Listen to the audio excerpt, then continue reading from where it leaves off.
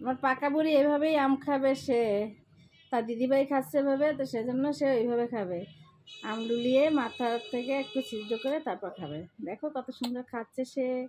তোমরা কেউ পারো এভাবে খেতে?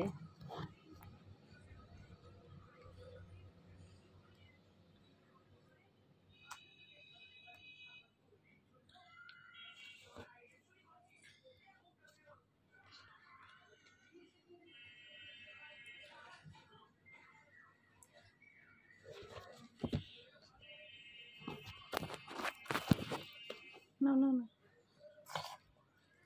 এরকম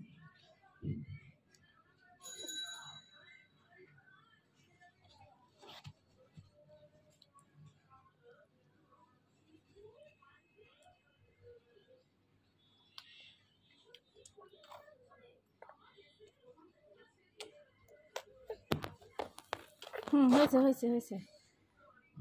না না না।